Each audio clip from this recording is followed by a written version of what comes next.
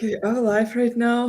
I guess so. Wait, let me check on my page. And hi, Yeah, everyone. If you're watching us right now, it means this is Wednesday, and we, as usually, doing our art talks with amazing guests, just to talk about art, to discover new trends and everything. Yes, we are live. Oh my God, thanks God. And yeah, we still don't have any notifications for our live streams, guys. So if you can share this stream, it will help us to gain audience much faster. It's so lame, but we still have no notifications, nothing. So we started to broadcast in emptiness and hoping that someone will find us, someone remember the time when we wanted to start live stream. Yeah. So yeah, if you like watching us right now and hearing these words, probably also you rewatching this live stream, and it's better for you to jump on YouTube, because that's how you will find it in a good quality. Yeah. Annie, hi dear, our first guest. Yeah, let's go. So, hi guys, hi everyone. This live stream backed by Singular. Singular is the platform where you can trade, you can create, you can find communities, you can, yeah, show yourself there as a artist and also as a trader. So this is an amazing platform that combine all this, and also, but by all your on-chain activity, you're receiving points, and these points in the future will give you huge airdrop, as we hope. And today, as usually, we have part of the team, Talf. yeah, Super happy to see you. Hi. yeah. Hey, how are you guys? This one's a pretty cool podcast. I'm not sure if you guys have heard of Ardmord, but like, been a major fanboy for a few years now of his work, and so finally bringing him on and speaking to him, it's an amazing opportunity. So yeah, Oh, come on, that's sweet, Talavia. Thank you. no worries, Cheers, mate. no worries. Yeah, also you are like, as I noticed from your tweets, you have your character, you're not boring. So I'm double excited about this conversation today. So please introduce yourself too, as My you. character, you mean my PFP? No, I mean, like you have the nerve, and you can post something that's pretty provocative. Am Some. I? I don't feel that provocative, to be honest, but I do like to go against the tide sometimes. Yeah, I agree with that for sure. Yeah, you like to troll some people, I noticed. I think it's you've had other French people there, and we're a culture of debate, right? Doesn't mean I can be friends with people I disagree with. Uh, you should come by at family dinner and stuff. You'll see it's pretty lively, but yeah, I guess that's part of it for sure. Okay. Excited about this conversation today. And I also want to say hi to Julian, or Empty Soul Prime. This is an amazing artist who with us for a second time. First time he was with us when we made the live stream with Cryptonovo. And it was super, super cool because he drew Cryptonovo. We all know how Cryptonovo loved himself in pictures. So yeah, it was amazing experience. Hi, dear. Hi Brian, hi Talvin. Nice to meet you all. Nice to meet you Hap- too. Happy to be here. Unfortunately, last time the mic was not functioning. The camera was not functioning. I don't know. Oh, it's fine. It's fine. It happens. So, by the way, where are you from, if I can ask? Because if you uh, don't I tell, will ask you this. Do you like borscht? You're Norwegian. you can hear from my accent. We can almost be neighbors. Oh my I'm God. from Romania. Oh yeah, we're neighbors. We're neighbors. Okay. That's pretty cool. Okay. So yeah, guys, from what you want to start this live stream today? Maybe someone has questions, or yeah, someone want to tell something. Tell Uh, maybe. I'm yeah, passing my. I want to ask Brian. We didn't know this. Your eyes immediately shining. what happens? Yeah, but like with Brian, who are like the top artists on your radar right now? Because I saw you bid recently, and I just wanted to know like who are you looking at right now, and how do you determine who you look at? Huh. Well, I didn't only bid. I actually won the auction, which was pretty nice. It's been a while. I haven't bought any NFTs. Is this question specific to NFTs or to every artist in general? Just in general, I'd say. Yeah. It's just not recently. There's been I do work in trad art as well, and I grew up in a family of art collectors. So, in the last couple of months, we actually sold off, a few hundred pieces from the family collection. And a lot of those pieces I grew up with, not necessarily knowing who made them or why and the context behind them. And so, in order to sell them at auction, I had to catalog the collection, which it's pretty much you research the artists you have, the piece in particular, and you try to understand and why it's relevant and try to put a price on it and various other things. And so I came to sort of rediscover a few artists I grew up with and learn a bit more about their work. And there is one artist in particular called Claude Viala. It's a French artist that is also the founder of a movement called Support Surface, which were the first artists to ever paint on something else than a canvas, pretty much. If you exclude, obviously, anything that is mural and fresco. And it's I really love this. I'm not too much of an abstract guy myself, but this is one of the abstract artists I really like because it works around motif, it works around shapes, and they were pretty groundbreaking artists in art history. So that was this one of the artists I really enjoy and appreciate. I don't know if I can put it in writing anywhere so you can find the reference of the thing I'm talking Uh, about. if you can screen share, for example, would be great. If not, then Oh, tell. can I? Okay, cool. Yeah, you can. I have any not any clue of how to do that on that. There is a screen and with the like one screen Uh, only. on the stream chat, if you press, there's like a screen and with an up arrow in it, next to the Like my camera setting or something like that, perhaps. yeah. Huh. Somehow, because I don't have a camera setting, I don't think I can necessarily virtual background, blah blah blah, shortcut. Huh. Well, no, I'm not sure how to do it. Let me try. I See think if I no, can. because SP is already sharing screens, right? So you cannot share two screens at once, perhaps. Oh. That might be what it is. If you press H on your screen, you may be able to share it. It was Oh, really? yeah. H key. Well, no, Yeah, it's not doesn't seem working. so. Oh, no Yeah. worries. Okay. I was full screen. That's why. Hold Oh, up a minute. Yep. Let me actually just take out any personal things going on there before sharing my screen. Poof.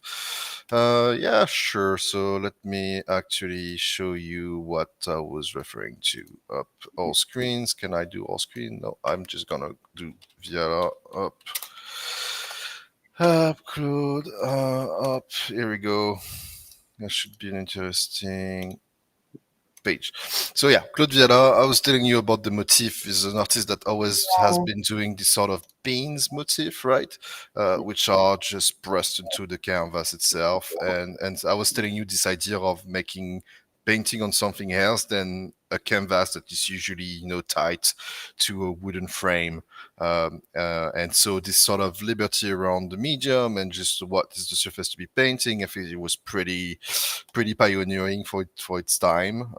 And so I've Oh my always really God. enjoyed that. As wow. a kid, actually, my mom painted my kids' room with this motif. So this is something Mm. I was very, very like sort of the sort of Madeleine de Proust type of thing. And yeah, those works goes for a decent price, but I do think it's an artist that does have a lot of potential in terms of developing its market and just having more recognizability. But yeah, is pretty old artist. Is 89 years old.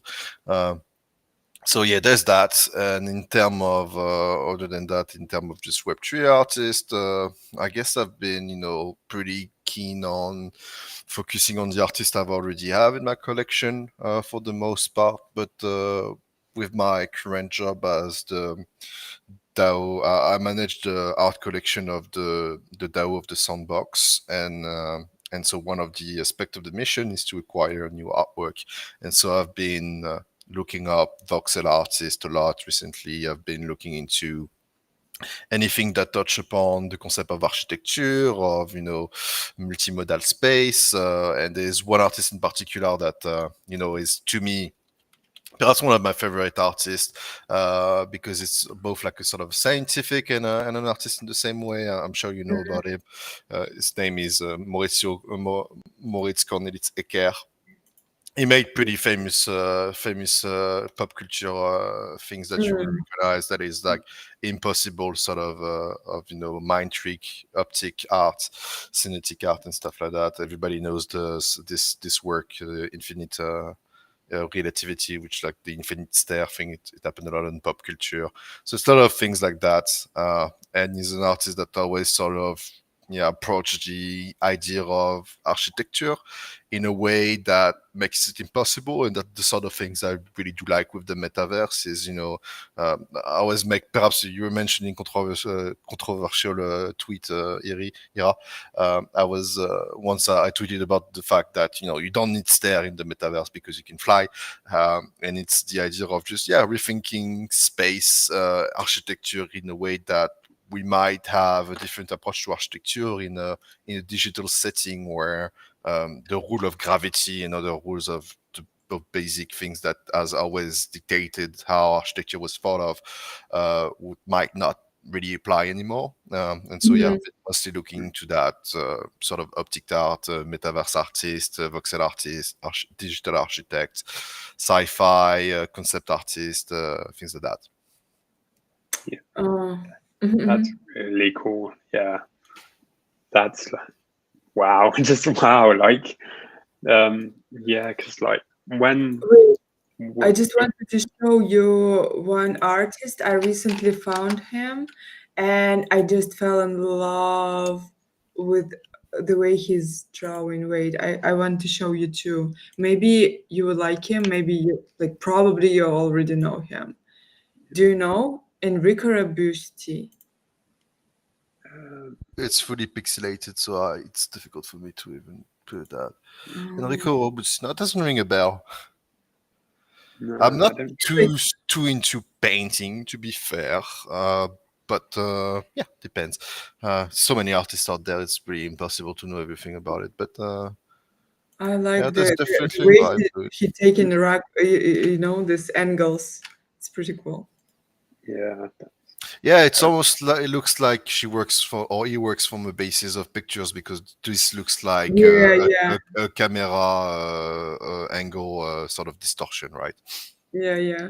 I really It's a like technique that they've been doing that more and more in anime, for example, or just in animation, trying to replicate in animation the cinematic effects, and the cinematic effect is often due to using specific camera angle that distort a bit the image. And so you do see, like in Spider Verse or others, like big animation production lately, that they sort of emulate this camera feeling. You can also see it with AI at times. You can prompt specific camera angle, and that usually brings a layer of realism that is very that. interesting, especially in painting, where usually you paint whatever is in front of you, and so there's not this distortion. But as more and more painter work with the basis of photography, it does transcribe into aesthetic.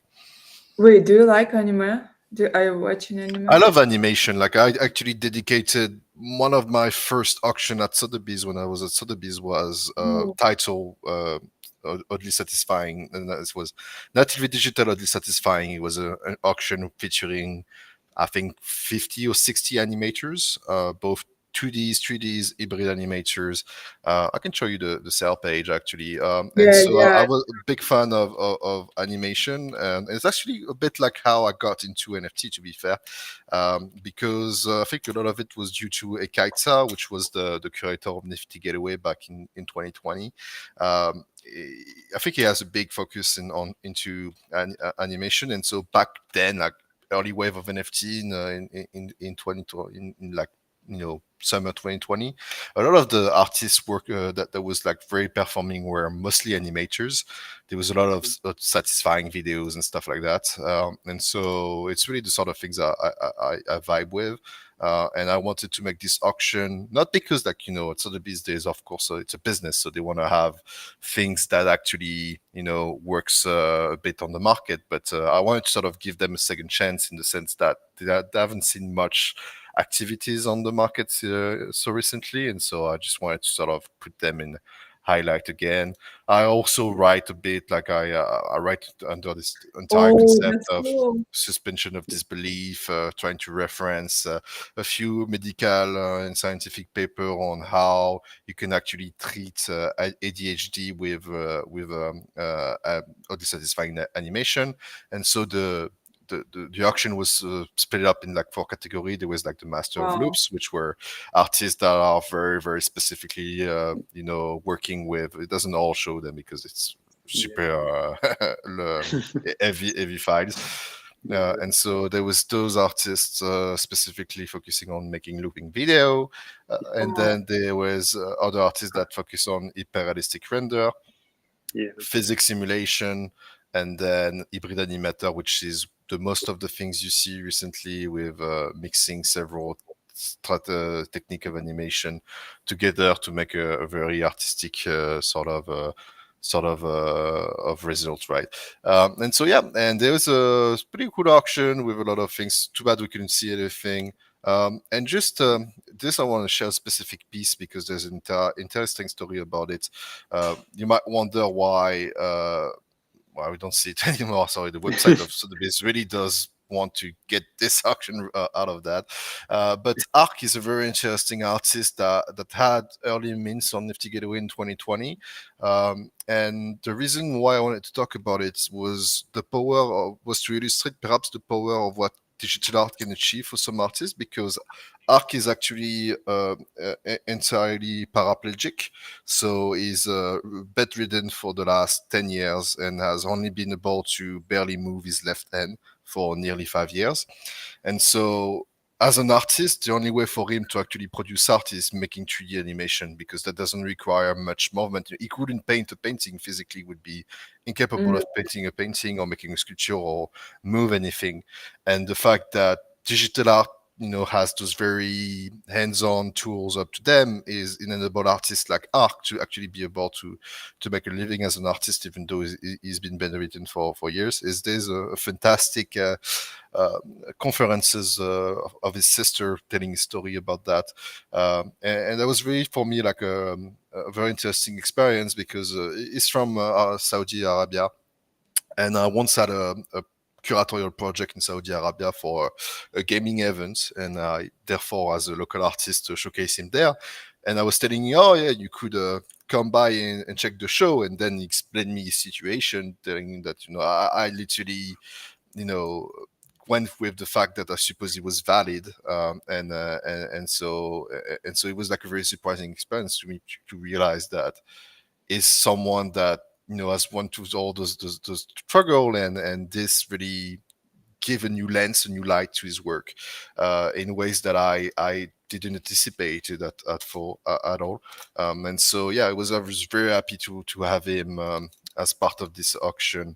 And anyone that has any form of handicap, there's like his website. There's a bunch of resources about helping artists with handicap and helping them produce art and stuff like that. And so it was really interesting artist to have there. And yeah, I always try to just put some writing on stuff and justify things with sort of academic approach. And yeah, I mean, I was the only one that really put those type of works there. Some artists might ring a bell. Luca Zanuto was one of the first artists I ever collected. Bunch of French artists you'll find there. Josh Chassas is living in France. I mean, yeah, I was very happy with this auction. It was like so the first like group auction I ever did, and the first auction we ever hosted in Paris. So yeah, there's a couple of things are going on back on my love for animation and artists working with this tool. Yeah. Oh my God, I for the first time hear this type of conception that animation can help your ADHD. But I must myself, by the way, tell people all the time that they need to watch anime to get move, from their trauma. So kind of the same Yeah, progress. it's specifically what we call oddly satisfying loops because there is Yeah. a, when you go to a show and you see people dancing, right?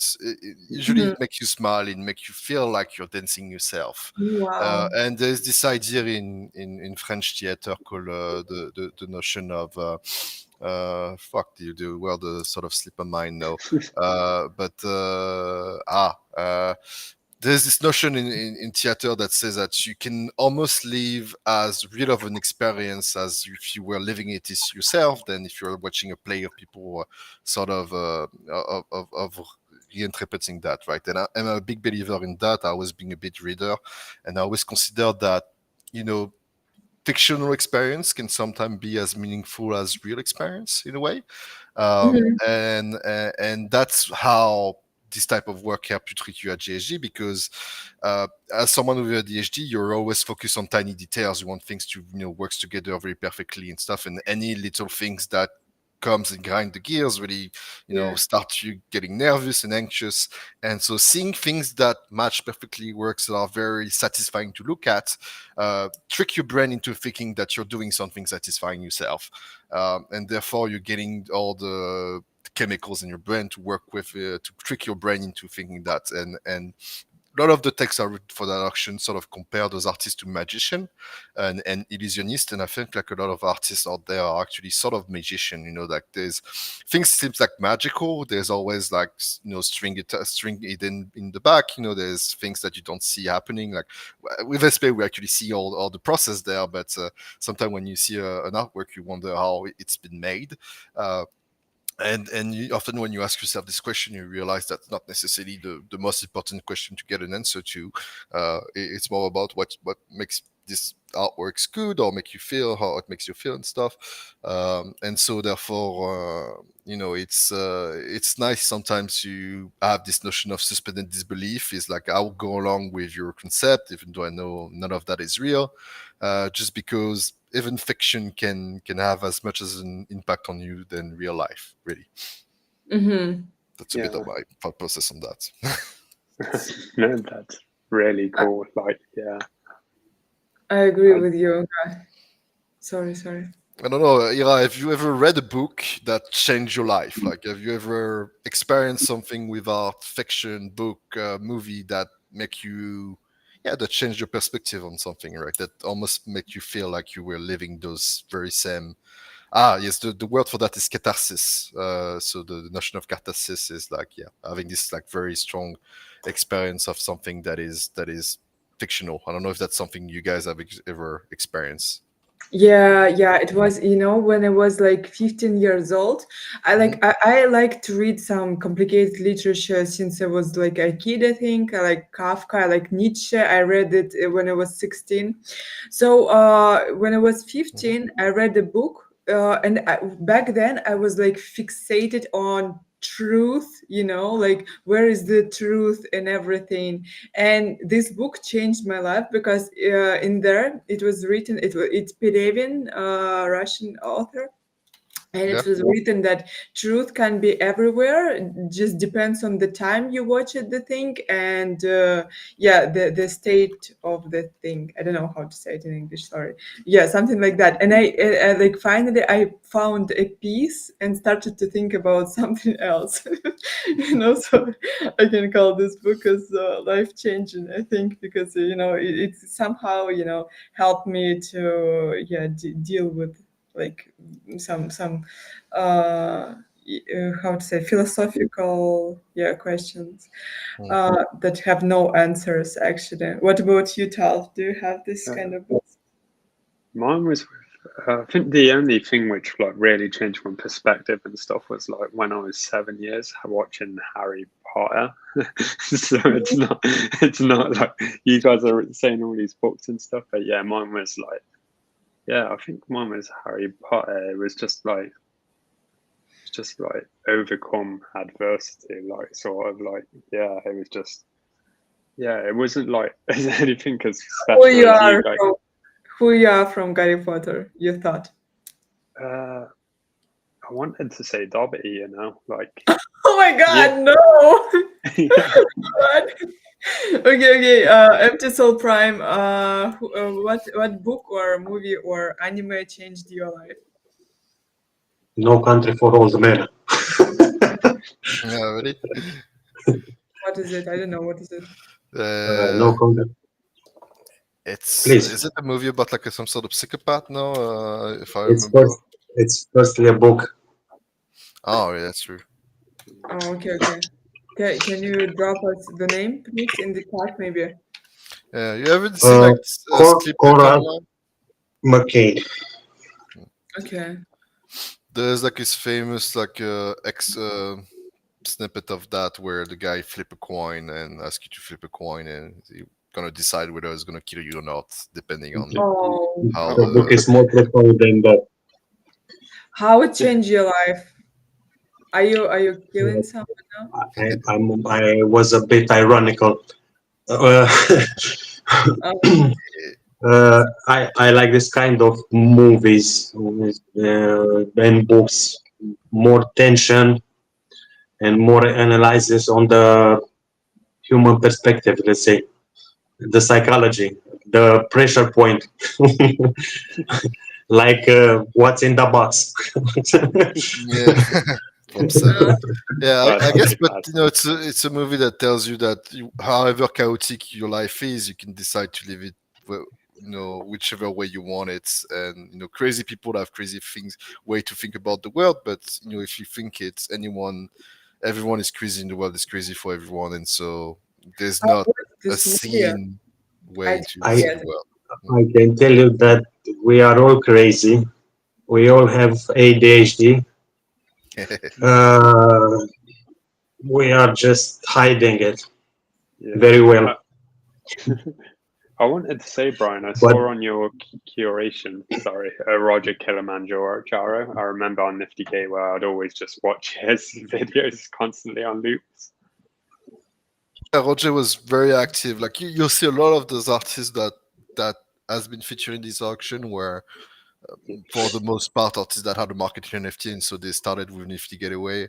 As I was saying, like I almost feel like in NFTs there's like a medium trend every 3 months. Everybody focus on one specific medium or team or whatever or type of art, and animation was really what was going on from September to December 2020, and Roger was perhaps one of the best selling artists back then. His one-on-one were really flying off the shelf, and you'll see now if you look up the market for those artists that it's not like they're not selling for so much anymore.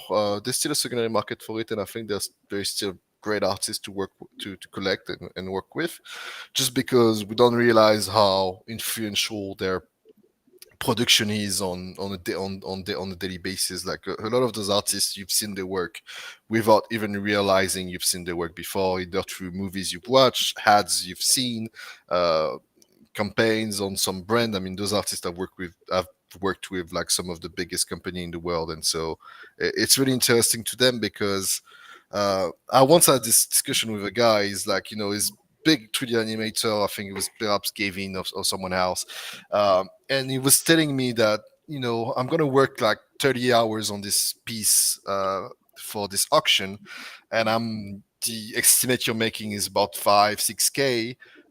If I were to work 30 hours for a client on an animation, I would earn 10 times as much than that. And so it was like actually selling out to them was almost like losing income in a way, because if they were to dedicate this time to brand clients, they would make much more money out of that. And so they were artists that were actually willing to undergo the process of validation and valuation of the art market, and understand that sometimes you even if you put 30-50 hours on something, where you would earn much more money if you were doing it for a client, then it's different mechanism in art valuation. And like, it's a recurring question of artists: how do I price my art? And if those artists were to price their art on the basis of what they invoice their client, all the one-on-one would be listed at 50, 60, 100K, because that's what they price it to their corporate client.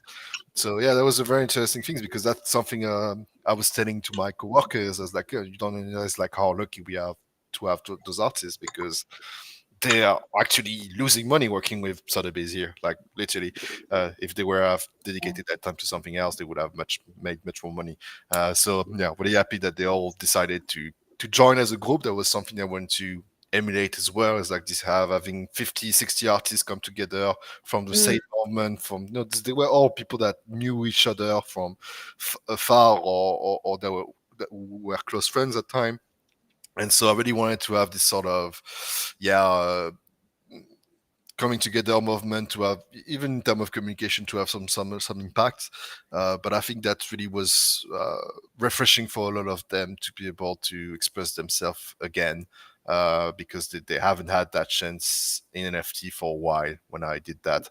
And so far I haven't seen many others animation centric project, to be fair.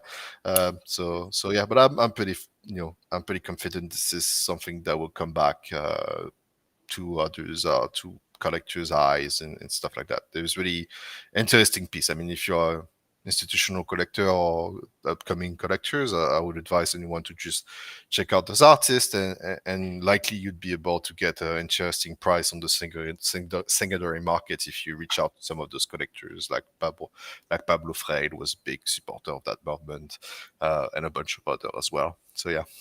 Yeah. Were you saying something, Ira?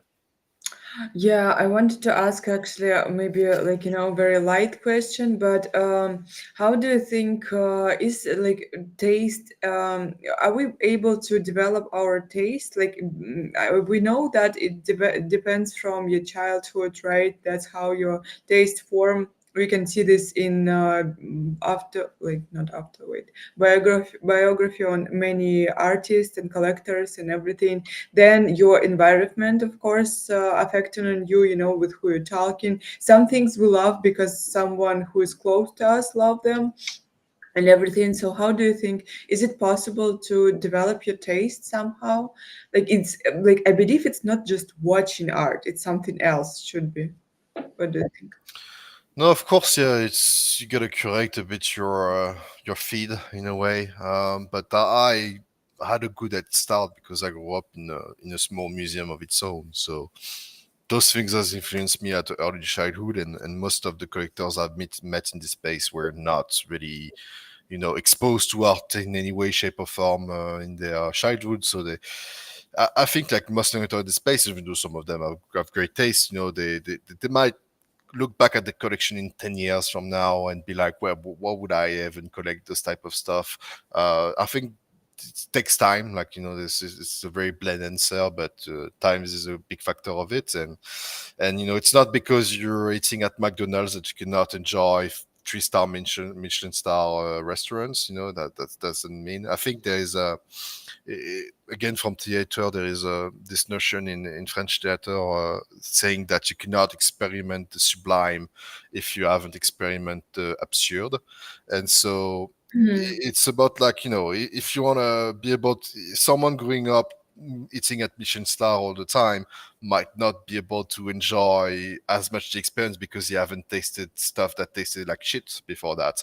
And so perhaps if you want to be able to distinguish gold from dirt, you gotta eat some dirt before realizing that that's not what you want to eat, right?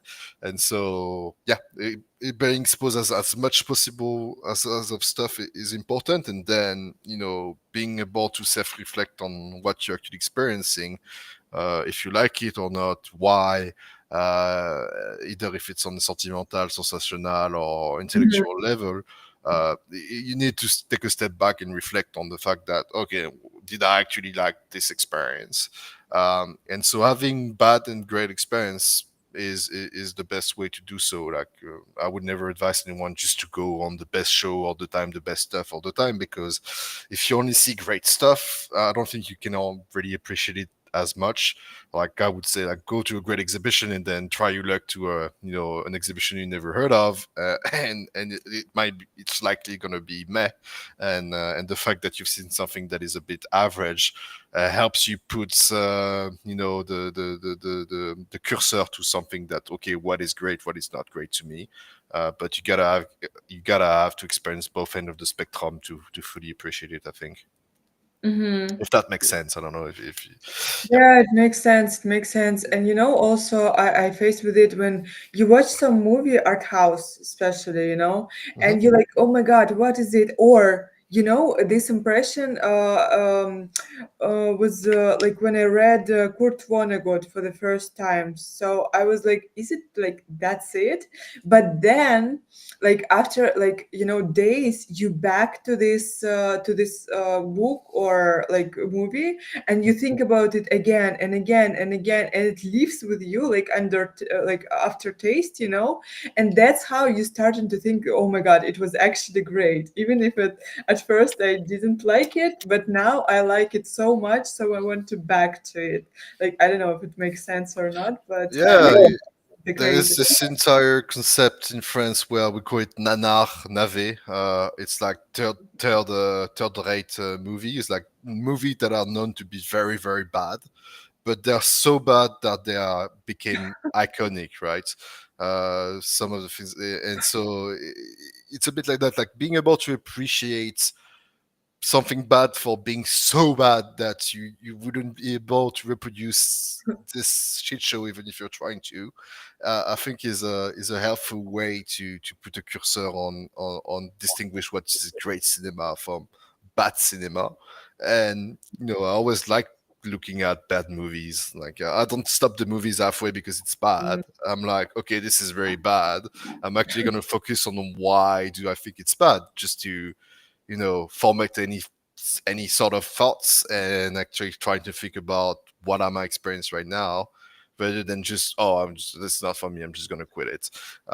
So yeah, yeah, there's a bit of that, but this is a really cultural thing in France of appreciating things that are very bad and make it so bad that it's almost good in a way. There's this entire part of almost like slapstick type of humor in cinema and stuff like that is it's not for everyone, and it's maybe outdated in ways. Just like this concept of things being outdated is like if you're going back to even old anime or old movie, things are very slow, yeah, clunky, not looking so great. They're great movie for their time, but they are looking bad these days just because things are so much more modern this day, and our mind is used to having plots that are always having twists all the time, and not this sort of like so there's like a saying that French cinema is like just three dudes smoking cigarette and talking in a kitchen, which is a bit true. Like, it's like almost always just bunch of people stuck in a room, which nowadays that not gonna make a blockbuster, but yeah, if you only see blockbuster, then you will only be able to enjoy blockbuster, and so you gotta go out your comfort zone at times. Is the best advice I can have, is like having curiosity for thing. I really do think that's the main common denominator between artists, collectors, curators, anyone working in art is curiosity.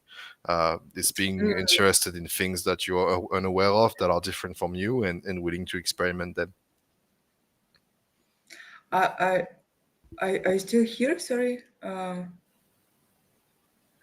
I, wait, wait, we lost you. who did we I'm lose? still here. I was just Oh my done God. talking. Oh my God. I told you, you love to troll people. Okay. That's actually a great take, about curiosity, because that's why can apply to myself. I always thought like this is my strongest qualities, and yeah, like not surprised that I spent all my life with art. And thank you for the answer. Also, what do you think? I want to ask you, like, if person has like good taste, right?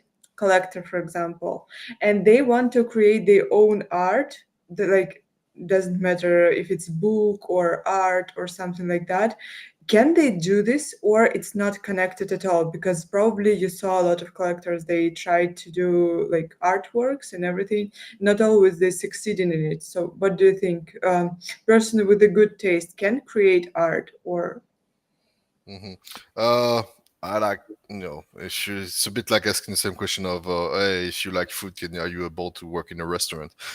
So I don't necessarily know if that's the city equality, but I personally am bad at anything manual. I suck at art. Like most of my family are brothers and sisters are artists.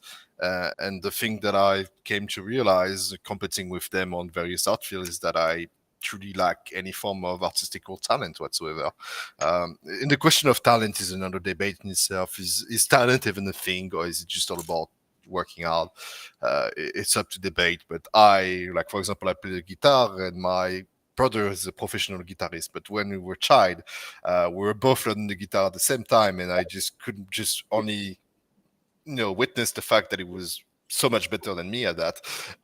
And I was like, oh yeah, but that doesn't matter. I don't want to quit guitar just because my brother is so much better at it than I am. I just came with the acceptance that, oh well, I'm not that good at that. That's fine. Like all the things I've been, I played a lot of video game when I was a child, and I was always very bad at it. And I don't mind enjoying things that I'm bad at. Like I do enjoy doing things I'm bad at, just because those are things that create pleasure to me. I know photography may be the only medium where a good eye can really help, because the technicity aspect of it is there's some stuff to manage if you're working with DSLR camera and you have to manage the setting. But if you're in full auto already, having an eye for framing and composition can make a great picture in itself. And also, if you travel to amazing places, it's often very difficult to make bad pictures when you're in amazing places. So I would say that the collectors I've seen with good taste making actual good art would be whenever they do photography or AI, just because the technicity aspect is less than that. But yeah, I think a lot of the collectors, the reason why they collect art is there's this fascination for the things that you cannot do yourself. This is, as someone that lack any artistical talent, I came to really appreciate it, people that have talents actually, as something that I find magical or mesmerizing or whatever. And so yeah, I mean that doesn't necessarily is linked. Depends on the medium, I would say. The less the medium has any technical requirement, the easiest it is to come with a background of a taste and then some sharp eyes. But no, necessarily, most great collectors are usually very bad artists, and that's one of the reasons they collect so much art, is because they're not able to do it themselves. Like I feel like that if they were thinking, "Oh, I can do that on my own," they might be less interested on collecting work from those artists. So yeah, most collectors I've seen are not necessarily great artists. Far from that, they're usually pretty standard or average, unless they're doing photography where this maybe can give them a bit of an edge. But there's so many artists out there. There's always going to be someone more talented than you are, and it usually comes down to working and practicing your skill, and over and over and over again. And most people I know that are collectors have big financial means, and have not that much time to practice art and side stuff like that for them. So they're gonna fall behind on the long run to actual professional artists that dedicate their life to their craft. That's for sure. So yeah, talent is always only giving you a net start. That's about it. It's a bit like the Bourdieu concept of capital. If you grow up in a very privileged background as I did, you're gonna have access to a better education. You're gonna have access to better resources, and you're gonna have better mark at school. Doesn't make you smarter than the guy or the person next to you. It just means that you had access to better resources early on, giving you a net start. But if you're not running, people are gonna pass by you and finish on the first on the finish line. That doesn't matter. Like, at the end, you always have to run the rat race and make the most out of it. So yeah, that's my answer. It's like only give you a bit of a head start, but the rest of it comes down to actual work and practicing. Do you know, for your curation career, did you study it in a formal manner, or was it just from your family you learned it all and you put skills to use? But curation, yes and no. I mean, it came from the fact that I went to a lot of exhibition throughout my life. This is pretty much the only like family stuff we would do is actually go to museum, and I've seen some of the best, monumental exhibition in the world. We would travel to see the Venice Biennale. We would travel to see sometimes specific installation. I one of my first like very wow moment when my parents brought me to the Tate Museum as a child in 2002. I was 5 or 6 at the time, and there was then an exhibition from the artist Olafur Eliasson, which has by the way, there's a great series on Netflix called Abstract Design that sort of follow a bunch of artists, and one of the episode is on Olafur Eliasson, and at the Tate Museum, he did this installation called the Weather Project, and it goes by it's immersive installation with lights, and this specific tone of light has the particularity of taking away all of the other colors. And so it's weird. You enter a room and suddenly colors are gone, right? There's no more colors anywhere. And so it's a very, sensorial experiment. And as a child, I was like, wow, okay, what's going on? Art can actually make me see the world in a different lens, like literally. This is like physics. And so, yeah, it's one of my favorite artists. And we actually went specifically to see that show. This is like in Versailles. He works a lot with water and stuff. His abstract design episode is very, very nice. He did the Tate Serpentine Gallery architect call at some point as well. Has a really great career. Has a really famous artist in contemporary art. But yeah, so that all that comes to understanding how do you make a show, how do you articulate a show, how do you understand curation. But the main reason why I went into curation at some point, my first exhibition was in February 2021 at an art fair focusing on artists from Middle East and North Africa. And the reason why I did curation was first because I was starting to get priced out from the market as a collector. When I started collecting NFT, I was 24, 23 perhaps, so I didn't have that much financial means. And so I thought like, okay, I'm gonna make exhibition because I can no longer afford Wait, to buy art. uh, you made exhibition when you was 33 years old? 23, perhaps 24, yeah. Oh My, wow, my that's first NFT exhibition. And it was an exhibition about the use of NFT as a tool for emancipation from dictatorship in Middle East country. So the idea was that in Lebanon, the the banking system collapsed a couple of years ago, and so crypto is a solution to that. It's a bit of the idea of blockchain solve this, and for this show, I worked with a lot of Kurdish artists that in if Kurdistan is like this, it's a nation that doesn't have any specific country. It's a nation that is split between Iraq, Turkey, and Afghanistan. And so a lot of the state over there are, killing them or just mostly repressing the culture. They take away their name. It's not allowed to pick the Kurdish language and stuff. And so those artists was telling me, oh, thanks to the blockchain and NFT, I can finally make art on my own name. I can finally use my own language to make art without fearing to be put in jail and stuff like that. And there's one artist in particular called Bagher Kaya. He flee Syria during the war with ISIS, and rather than getting his belonging into a bag and or changing it for gold or whatever currency where he would have get installed at the first border control, he switched everything into crypto and managed to traverse the entire Middle East through and end up in France And it's the funny part in a way is that he's the only refugee that I know of that is a millionaire because when he switched everything in crypto in 2020, crypto was very low, and the time he went through his exile, crypto pumped off crazy, and so it was just like this type of story that you know is unbelievable if you were to thought about it in another lens, and this is something I'm really confident on is the capacity of the NFT market to make the art world a bit more of a global village than what it is. Like,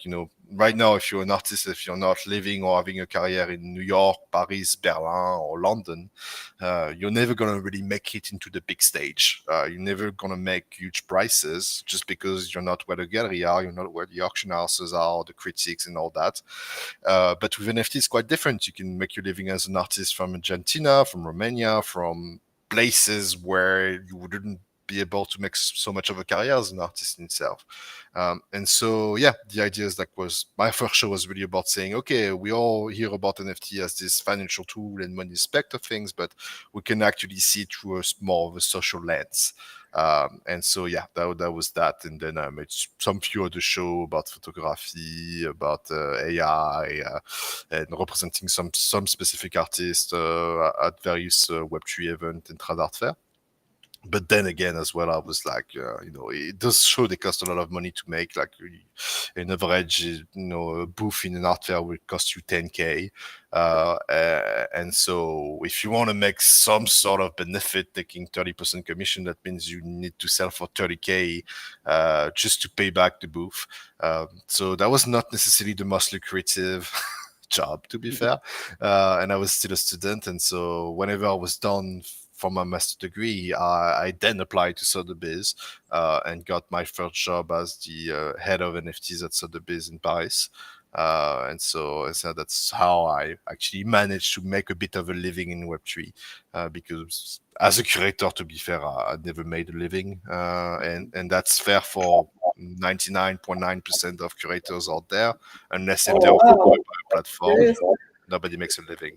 Oh So my yeah. god, Yeah, guys. I did a curation show in Milan. Do you know Planx Gallery? You Yeah. posted CB Ho, and I was thinking, yeah, because he was in my first ever gallery I did in Milan, and yeah, so Planx actually paired fairly in comparison to what some of the curators told me. Yeah, I mean, Planix is a proper gallery. They had Dot Pigeon, they had a few like very bankable artists, I would say, and so they had this experience. Like I was just starting really, and so, but yeah, I mean, it's great that you were able to work with them. But as a curator, you were just the curator, not the gallerist, right? So the financial burden was not on you. Yeah. But you'll see that recently it's really like it's terrible what's going on in the art market lately, in the trad art market. Most galleries are closing off. In any case, it's tough to be a gallerist. Like 75% of gallery close within the first 3 years that they are open, and then Oh my god. every year, I think nearly 30% of them close every year. So of the But I one think that it's managed to fair. survive. It's fair for every business, I think, from the other side, you know? It's very, very particular in the. I mean, 75% not surviving 3 years. Yes and no. I mean, the thing is that you gotta understand is that the ones surviving are mostly the one that doesn't need to make money. Is like the Nepo baby and the people that have a lot of money and are doing gallery work as a hobby, really, and so they're running the gallery at a loss. Yeah, yeah. And so most gallery don't make money, and most gallery are just like nice things to be able to do and say in very posh cocktail that you're a gallerist, even though you're not making really any money. No, it's very tough for galleries because gallery doesn't have any access to financial loan, for example. So any business they have a problem of treasury, they can go to the bank and ask them to lend them money. But if you're a gallery, you cannot do that. So you're very treasury Oh, dependent. wow. So that's much tougher than for any other business. And so you don't have any access to financial loans or whatever, so that make it tough. And also the cost of renting a place, and yeah, just all the other costs that aggregate whenever you do a show is kind of crazy. And also the fact the main challenge is that even if you're a small gallery and you strike gold and find a very talented artist that suddenly everybody is very interested by, uh, it's likely that this artist is going to leave for a bigger gallery very soon because you no longer have the collection base to support Mhm. that artist. And so a Yeah. lot of galleries, they have the best-selling artists that dump them in a way. I mean, there's no exclusivity contract, but just like they go for the bigger thing, and then you're left with 75% of your revenue gone. You get nothing, and you can nothing do nothing about it. Uh, in the soccer field, for example, whenever a soccer player is transferred, all the people that were involved in this career get a cut from the early training stage and stuff like that. And so we might need to have a system like that help galleries survive. But yeah, I think like galleries always have like a bad rep in Web3, like with they're seen as like the vampire, intermediaries that take away money from artists and stuff. But they're really a key component of the artistical ecosystem. And I tell you, most of them, if they were doing this job for money, they would work at the city or they would work in finance. They would make much more money than being a gallerist. It's not the it's, yeah. There's a few big gallery that makes absurd amount of money, but they're the biggest one because if you're a big gallery, then anytime an artist is performing well or very sought after, then it gets to you and you have almost nothing to do aside from curating your clients. So it's a bit unfair. Like, yeah, the bigger you are as a gallery, the most likely you are to survive long term. Oh my God, I didn't know that, by the way. Thank you for the information. Yeah. There's a lot of report about that. This is one of my favorite thing to do is look up the report of Iscox, Deloitte. There's a bunch of free to read, accessible to anyone report Oh, on I the art wanted to market ask and you- stuff like that. I, by the way, wanted to ask you what to read about art, and how to update yourself. I read Breakfast at Sotheby's, by the way, and I really liked it. It's a great book, so I can recommend it. But what can you recommend?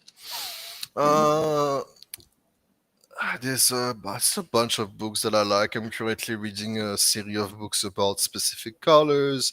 But if there was one Wow. book that really help me understand things is there's a book called Talking Price.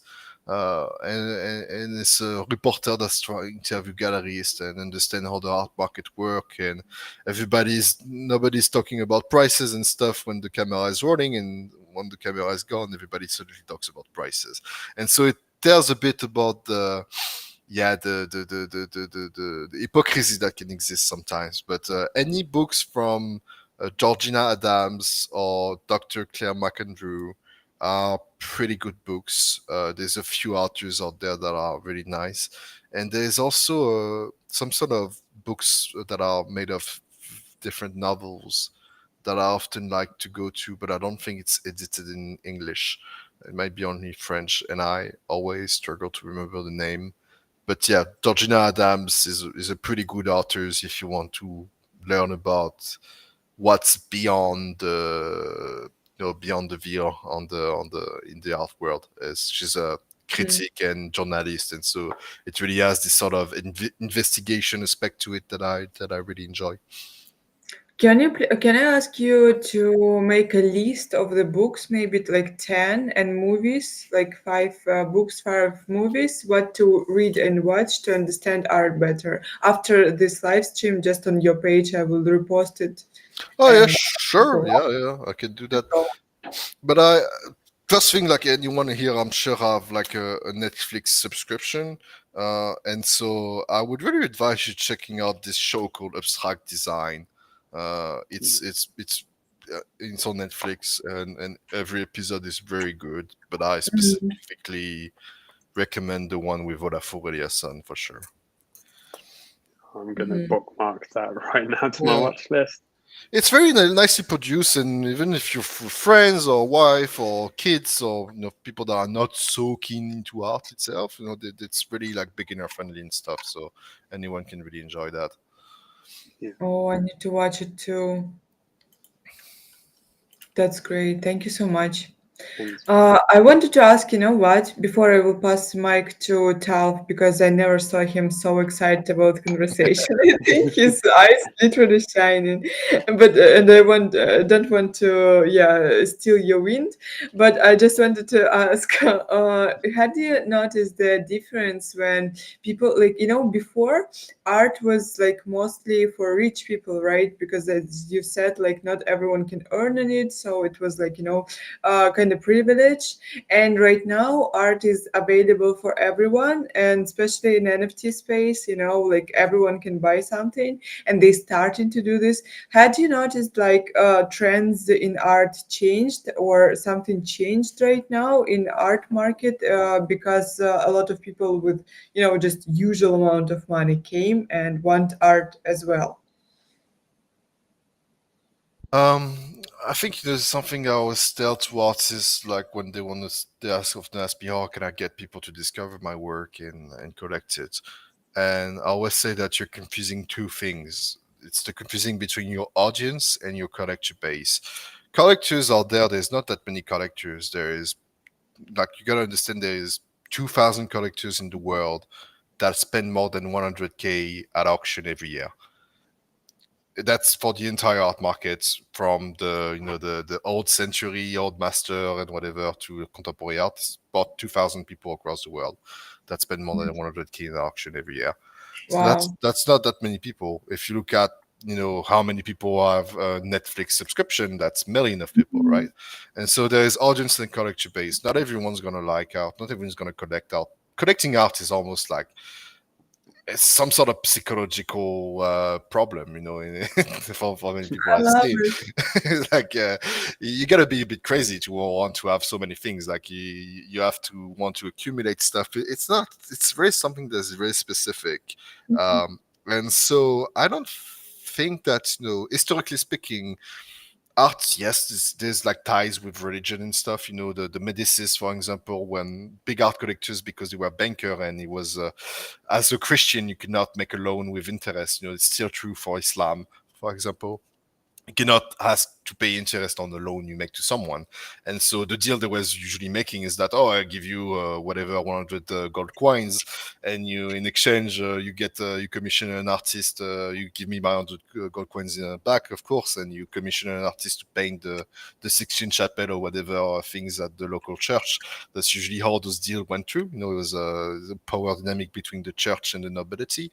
And with the end of most monarchist system, this sort of shifted toward more of a bourgeoisie sort of things. You know, that's the Flemish Renaissance is a lot about, you know, this still life is all about this notion of showing wealth and being able to think about wealth in the afterlife and stuff like that.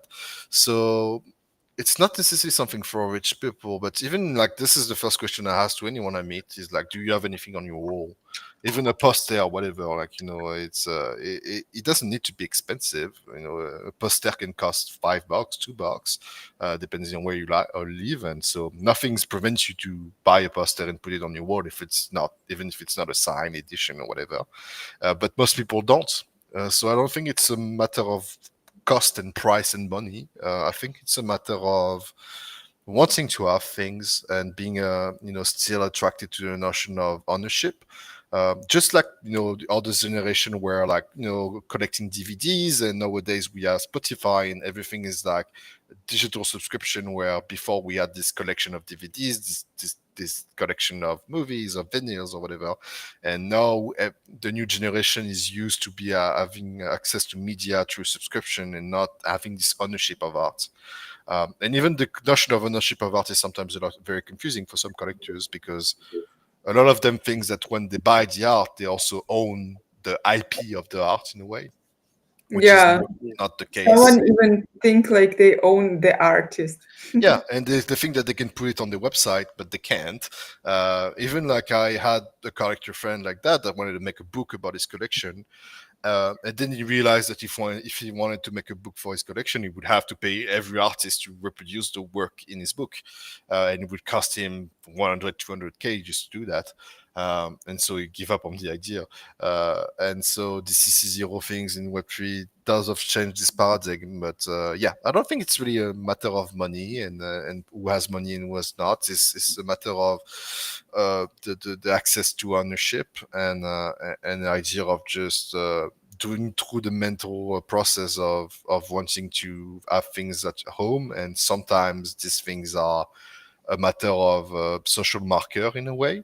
But we've seen in the last decade that the new generation is less interested in art and more into luxury and brand, because they want things that are recognizable, right? They want things that are that You think? everybody can. Yeah, there's data about that.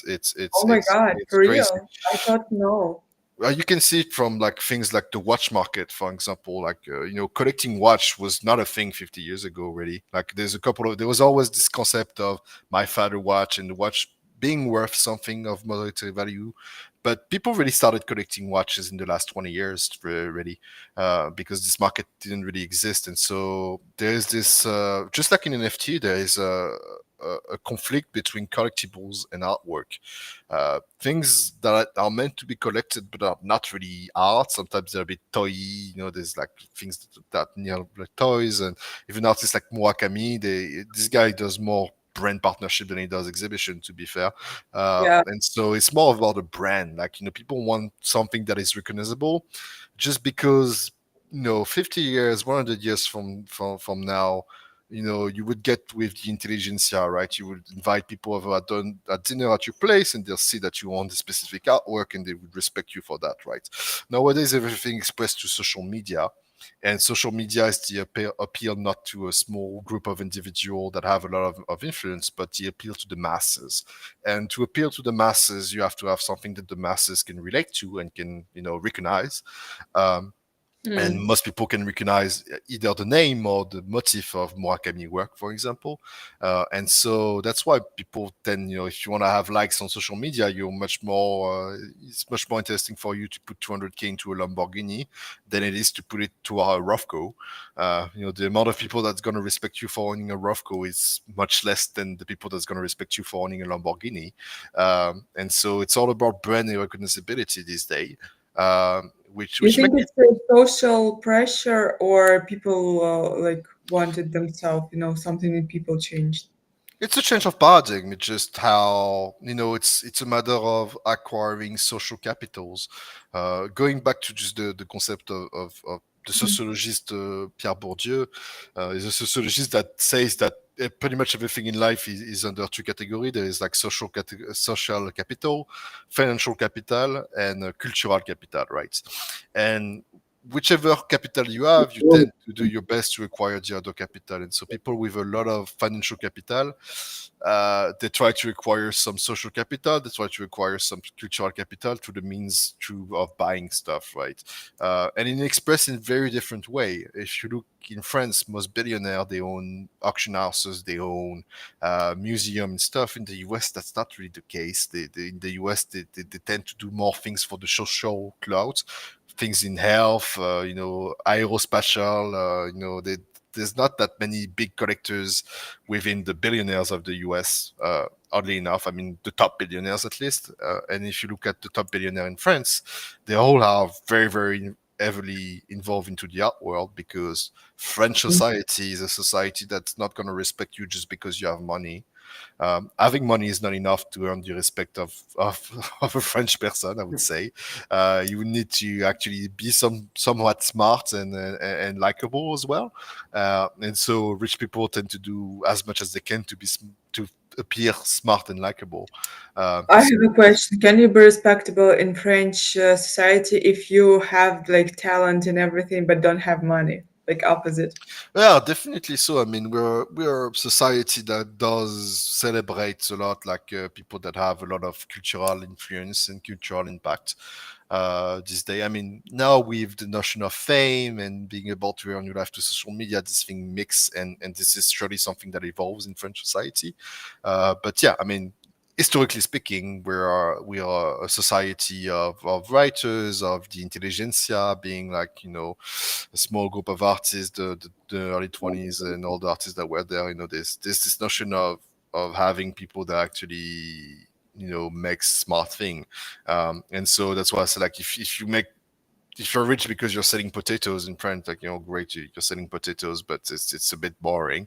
And that's also perhaps one of the reasons why NFT struck so much of a chord into the crypto communities, because I don't know what the people in crypto would talk about, like at a dinner 10 years ago. Like, they were talking just about, oh, how much the crypto got up, or perhaps some of them will talk about the cipher ideals and the Bitcoin white paper and more philosophical stuff. But I think that this wave of artists coming into crypto in 2020 uh, gave a bit of fresh air and make the crypto dinner much more agreeable, because you can actually talk about something else than just finance, and talk about art and talk about culture. And that was something that was very much missing in our space since a couple of years.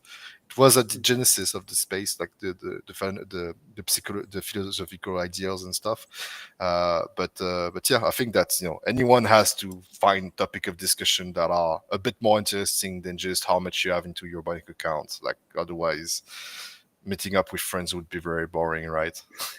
Yeah, that's true. We're in Uh, crypto. Who meets anyone though?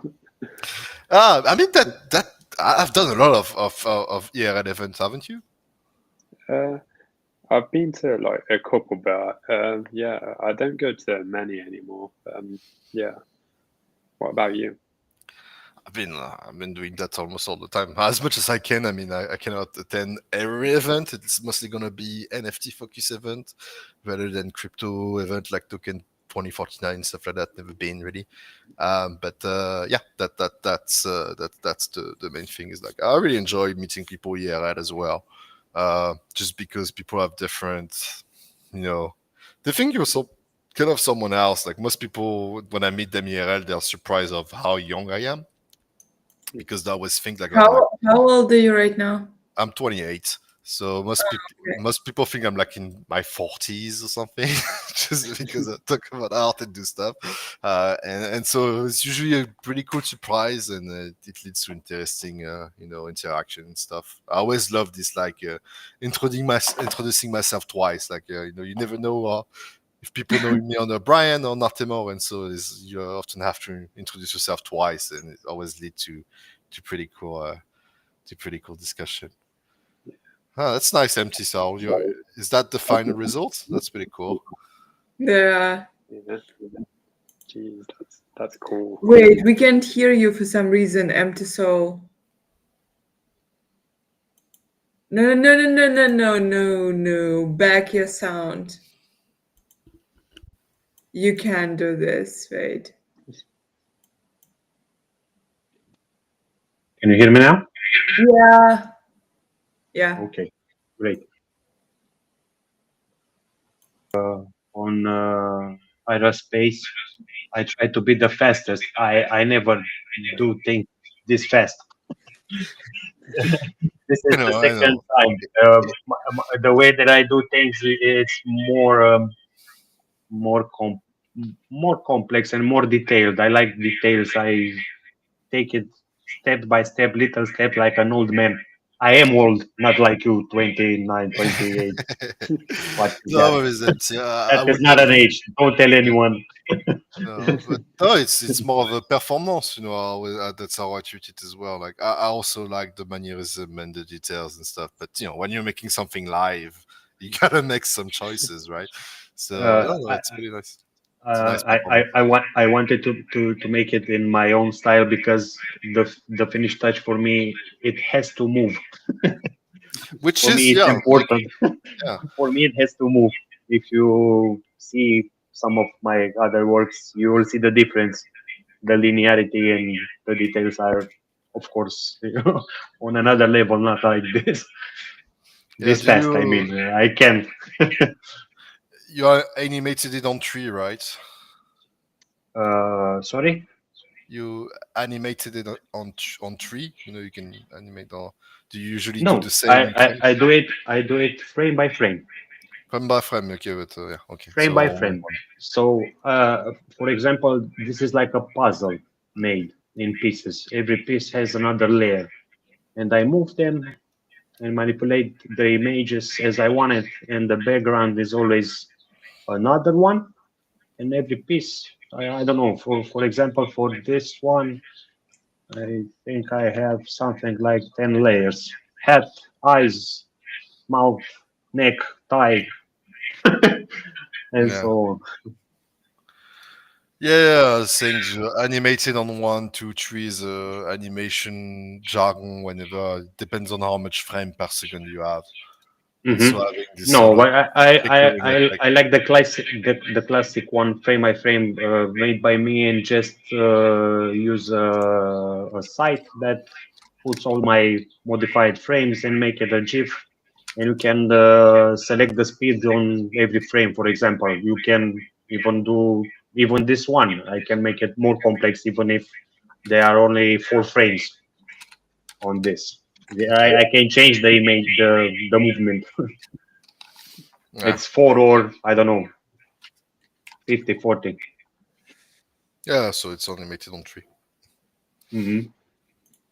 Okay, guys, thank you so much. I really love your art, MT Soul Prime, and thank you so much for attending on this live streams. It's definitely helping people with ADHD. We just watch a live stream like this, how you're drawing, and I saw that you in Hurry. Like I don't know you well, but I think thanks to these live streams, I understood your tempo, and everything. And I saw that you're in Hurry, and I'm like, oh my god, please relax. So thank you so No, much. I'm always try to be focused as much as I can, but I need sound to do something. For example, I we talked about the No Country for Old Men. For example, the movies, I know every line. I can hear it Oh, in the wow. background, and it's like music. I'm there. I know what is happening, and I can still draw or do something else, read or I don't know. It's just for I just atmosphere, let's say. Yeah, Absolutely. I agree with you. And also I want to say that Brian, you talk like, audiobook, like you need to record something because I was just listening and listening and it was like super meditative.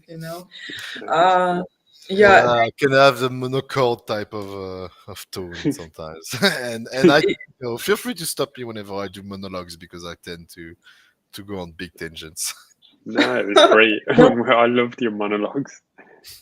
it's kind of opposite. Yeah, I just, felt myself relaxed as a host, like just talking. I'm just Let him cook. Okay.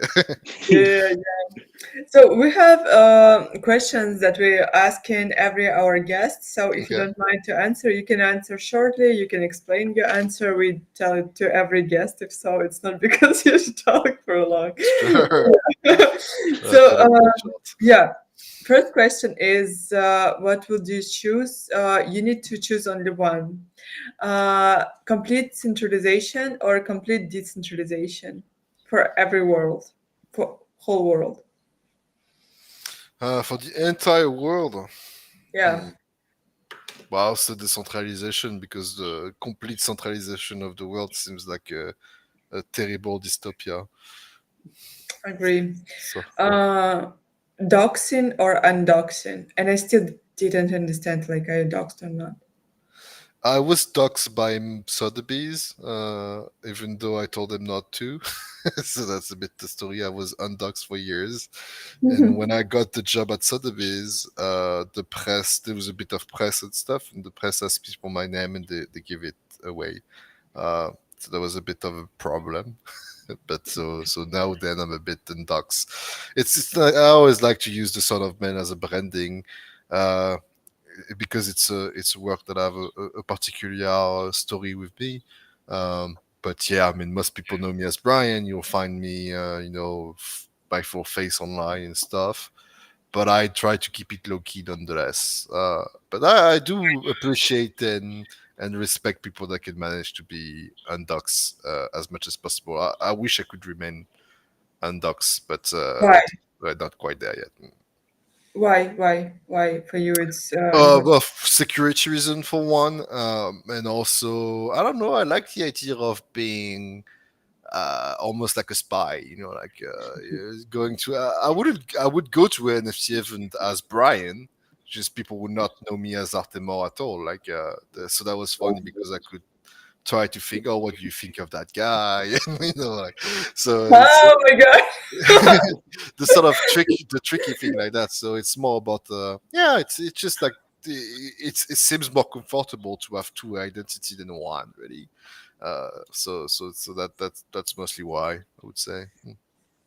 Oh my God, that's interesting answer. Thank you so much. And yeah, to be honest, I myself like I made my like I created my blog when I was 12 years old, Hmm. and I wanted to talk with people who older than me, and I knew that they won't talk with me. Like normal people won't talk with me because I'm 12 years old, and I made it anonymously, and then I ran this blog for like 10 years, something like that, anonymously, and it was successful.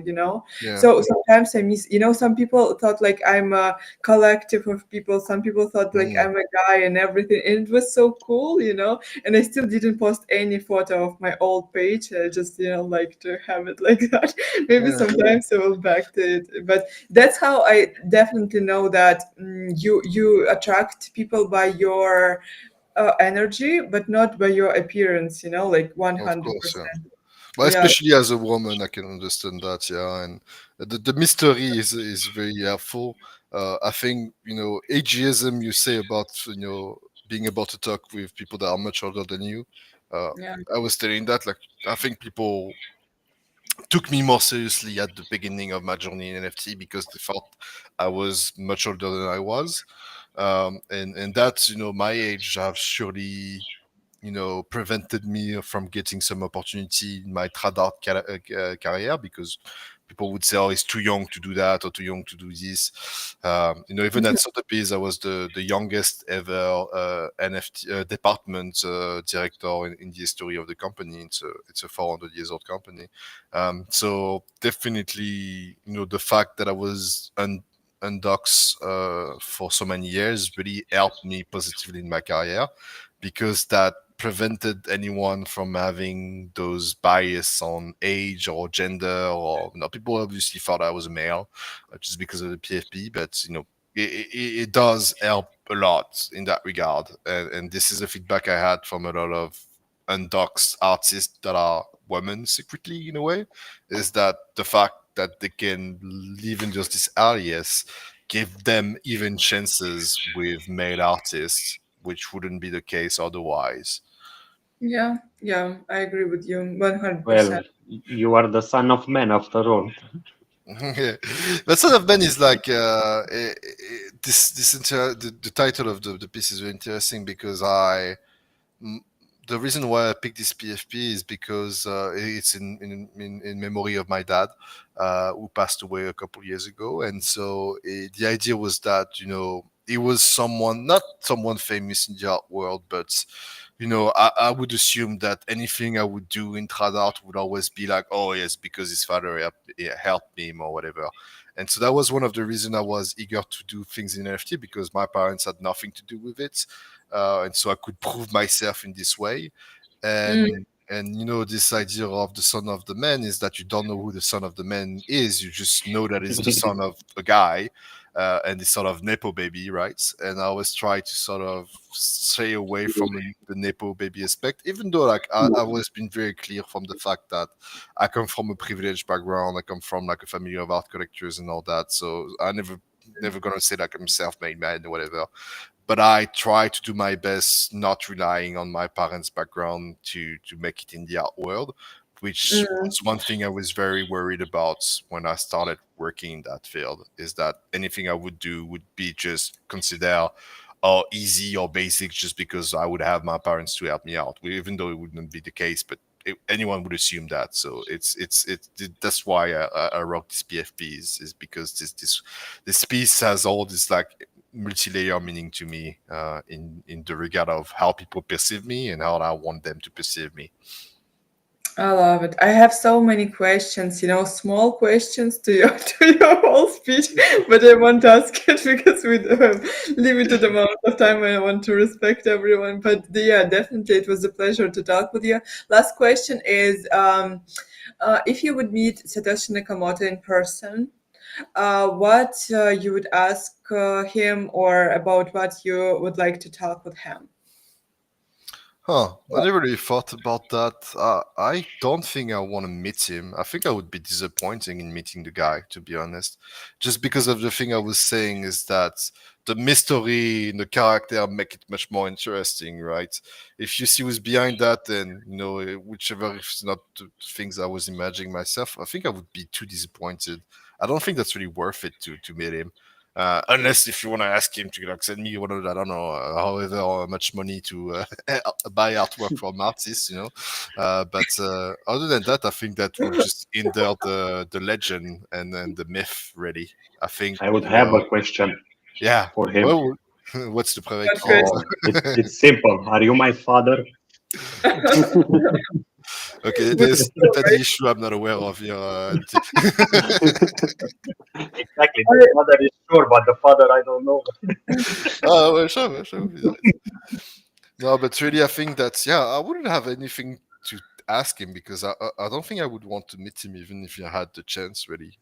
Unless it was for an interview and make these big things and then I can work on something else. But I don't really have any question to ask him. To be fair, all the things I was curious about is written in the Bitcoin white paper, so there's not that many things to think. Perhaps I would be curious to know if he would have imagined is sometimes I feel like the blockchain idea with the original vision of it has been a bit derailed from what it was supposed to be, with all those like centralized entity being involved in it from a financial standpoint, and Bitcoin not being really a value of refuge, but a financial asset that is very dependent from other financial stuff. So yeah, perhaps curious if he feels like his vision is still valid nowadays. But other than that, not really anything. Like if I could avoid meeting him, I would avoid meeting him as much as I could. Maybe. I thought, also I usually ask my guests, like, who do you think they are? And someone suggested that it's X copy. Someone said, like, maybe it's a woman. Someone said, like, it's collective, like, and everything. Mm. And I prepared question for my tomorrow live stream, gaming live stream with Jikoi. And I found, like, in white pepper, he like or they wrote article, like words from article from Times, the Hmm. magazine Times. And then now I think he's American, and it's pretty clear for me, especially Mm. because Bitcoin was created after crisis, like yeah, The 2022. 2008 financial Yeah, yeah. crisis. So The now I like, think he's yeah, American. the likelihood of him being American is probable. I mean, the cipher ideals were very influenced by American for sure. But yeah, it's North American likely. But yeah, if then that's not his copy because his copy is British. But yeah, I mean, I don't see any specific cultural bias whenever I read the Bitcoin white paper, but I might be wrong about that. Hmm. It's like I mean, you can like give it away. But I don't have any clue, and honestly, that's never been something that has really interested me to know whoever was this guy, uh, or person, or group of individual. Because I tend to focus more on the legacy and what people produce than who they are really. This is something I've came to realize recently is that even though I love artists and some artists are really great friends of mine and stuff, I think I like artwork more than I like artists, to be fair. And I think nowadays it's very difficult Fact. to That's differentiate the artist from the work. And I think we're missing perhaps some masterwork because of that, because we're not looking. And so yeah, I mean, this is something that I think I'm more interested in seeing what Bitcoins will become and what it has achieved than whoever made it. Really, I don't think that's any relevant to the cause. mm-hmm. Mhm. Th- yeah, that's such a good thought. And it was a pleasure to talk with you. I would call this live stream like, if you want to meditate with art, half an hour and a half, you just need to listen because it was great. And yeah, if you want, I can add you into singular chat just to not lose each other, because you're like great, and we would like to have you there, but we don't like talk much there, just we're just having this chat right now, That's just fine. Yeah. yeah. Yeah, uh, with pleasure. It was nice to talk with you, Ira, as well. I mean, I didn't prepare anything because I had no clue of what we were going to talk about. But hopefully, oh, it most of was the things I've cool. said were not false. Hopefully, this might be a few Ira here there. Talf, what's your thoughts? No, it's just super cool hearing from you. Like in 2021, you were a lot of curators. I was like, when we all spoke about curation, we were like, check out this person first. Look at Oh, him. really? That's Yeah, nice. yeah. So finally speaking to you, it's been Oh my amazing. god. That's why you're so happy. That's why. Oh, but it's funny because I'm not so often in group chat, whatever. I've always been a bit more of a loner, even in this very highly community centered space.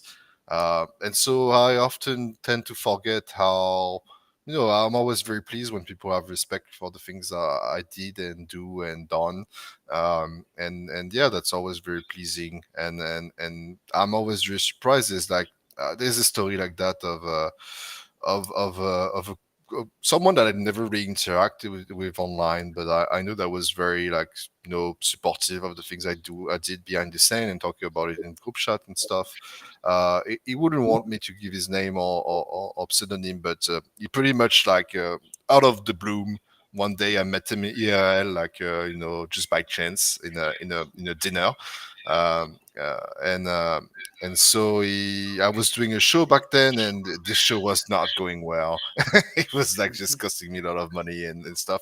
And out of the bloom, he decided to sponsor the show, uh, really without me asking for him to do it whatsoever, without asking him to being recognized for it or even getting a work in exchange. He just really did it because yeah, he wanted to support my work. And I was very baffled by that, honestly, in the way that I didn't realize I could have that much of an impact on someone that it would go on such length from like literally like sponsoring one of my show out of the bloom. And so yeah, that's often something I think back to our of thinking that all the things that I do are not meaningless, and hopefully they can help people along the way. And yeah, anytime I can talk about the things I write, I always feel like I write stuff that nobody reads, but there's No, actually some no, people read. reading it, so that's nice. Write more. As I told you, like it was a pleasure to talk with you, and I have like so many questions more. So please write your blog and everything that you're doing, because you do it brightly. It's not boring, which is pretty cool. And yeah, Empty Soul Prime, your words about this live stream. By the way, I forgot to say that we're making these live streams every Wednesday, guys, and we don't want to make it as a format of interview, something like that. We want to have this space open for everyone who want to join and just talk. So feel free to jump every time we plan a new live stream. If you see like this art is interest for you, you can jump and talk with us. So yeah, just for the future also. And Empty Soul Prime, yeah, passing mic to you. Thank you once again for joining us, and it was great. Thank you so much for inviting me. I just wanted to say that Brian is right for I know. saying that you don't have, of course, Kidding. Ro, Go, the go son ahead. of man. What do you want more? No, when you said that you don't have to like the artist to actually like the art, it's so true because in Web3 and all this drama regarding that artist said that, the collector said that, it's nonsense and it's a waste of time if you like what that person does as a final product in his art. is great. That person should be like Miss Universe. After all, you don't have to like it. Yeah, and I think it's even more Yeah, enjoyable when you're like, this guy is insufferable, but fuck, he has some talent. it's Yeah, yes, but what do you want? Friendship? What yeah, what that's what really is the the line, artist the final collector. line? Yeah, I agree Really? with you. The artist collector relationship is a bit tricky sometimes, and I think in our space we expect a lot from Ah, artists, much more than we do in trad arts. And yeah, any artist I'm always like, just be an artist, even if you want to be an asshole. Being an artist sort of gives you a bit of a card of being an asshole it's and not people. it's you. It's from your Yeah, personality. Why should we change that because a group of collectors said that, or a group of artists said that, and yeah, everybody is juggling like monkeys for the same result? Okay, exactly. I will be an asshole because you guys told me. Like it's not my fault right now. I will open all my dark sides. Thank you guys. Amazing conversation once again. I agree with you though.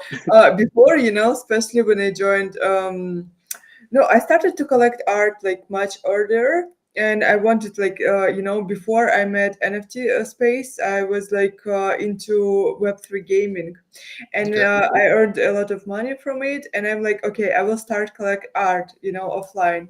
And I met few artists. Like I went to galleries and would try to find some modern artists, and I like had conversation with them, and it's like was so unpleasant to be honest. Like they not really expected. And Look, there, sorry. uh-huh.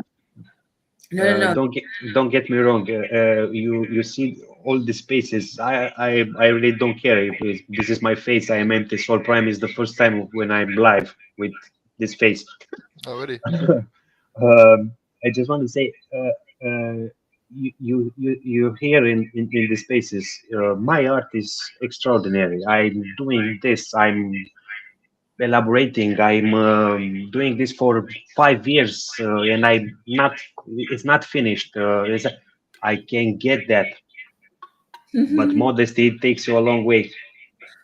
I will tell you, Empty Soul Prime. I want to create my own comic book, my dark story about depression, but in a very allegorical way.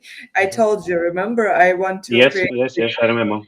and I want to work with you as well, on it. And yeah, and that's the reason why I make all live streams, not on the art talks, but with founders and everything. I'm trying to, find the way how to make it, and with who I can collab and with who I want to collab in the future. And yeah, I forgot what I wanted to say. Damn. You were Wait. Don't talking be about modest. your bad experience with meeting artists in galleries, Uh, or no, I piece of said experience. about something else. Empty Soul Prime, you said about something before. Remind me. I said that artists manage to pump their egos a bit too high, I guess, regarding their arts. When they speak like, I don't know, I'm this amazing artist. I do this. Oh no, I remember. I remembered. No, you didn't say that. That's a new thought. You said that you can't understand people who like living with this idea for a long time and can't like implement it.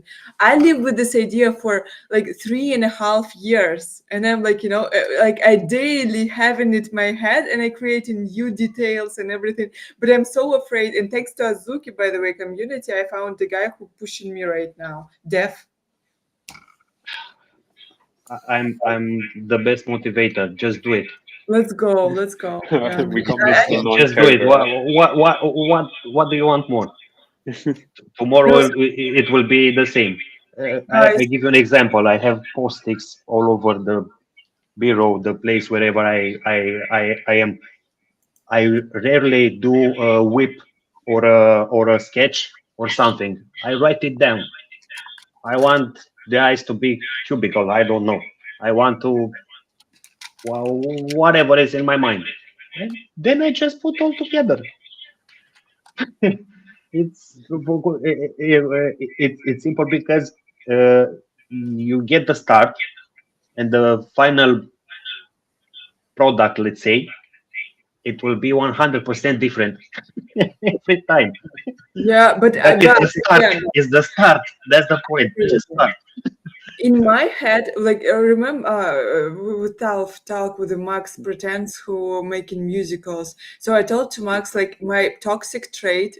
I think I will do everything for 2 months and will be super successful with it. And Max like, okay, I will take, I will, yeah, give, oh my God, take interview from you if you will manage to make it. So that's why I think, oh, next day I will do this because in my head it's like 2 months and done. So why should I do this now? No. Okay, guys, I won't take any more time.